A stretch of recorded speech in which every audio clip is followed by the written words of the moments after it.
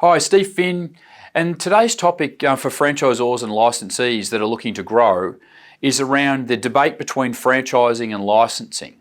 So if you're already a franchisor, which most of the systems in Australia where there's branding out there are probably franchises as opposed to licenses. If you are a franchisor, there's a lot of franchisors that are considering a restructure in how they do things so that they can actually have a lot more freedom in the way they operate. They're not falling under the franchising code of conduct. There's a lot less compliance that's involved, but they're still utilising their own brand and some of their systems and all that sort of stuff in their distribution method as well to be able to then get out to and service overall the client base. So obviously with franchising, we know how that works and its benefit, its pluses and minuses. There's a lot of compliance and it can get a bit tougher, and it's probably getting tougher as time goes on.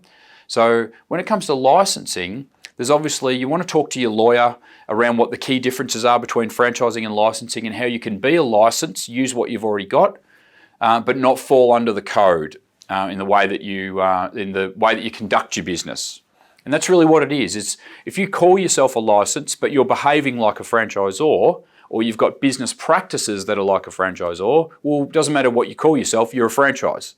So it's a matter of structuring up so that the things that you do aren't like that. And that's something that we've done in our business. We were a franchise model, we moved to a license model. It's interesting, kind of every day and what we do every day, it's actually not that much different, but it's certainly much easier to run. I think our franchisees really still do the same thing they're doing anyway. Sometimes they weren't compliant with brand stuff.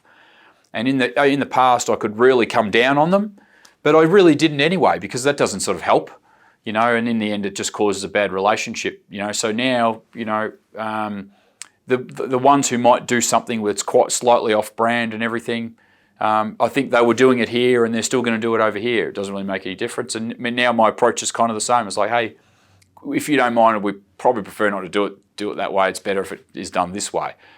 And then, over here I might have had something I could enforce. Here I don't have something I can enforce, but it's just as effective by just asking. And then in the end, I can't kick them out for it. But would I have done that anyway? Probably not. Just sort of depends what it is. So sometimes a lot of the stuff over in franchising is not overrated, but there's a lot of stuff that we've got the power to do, but as franchisors, we kind of never did anyway. So that's what I've found sort of interesting in the change. But certainly been a lot easier to run, a lot easier to administer, a lot less reliance on us as a licensor for our guys, and it's been better. So it could be something to consider for you as well.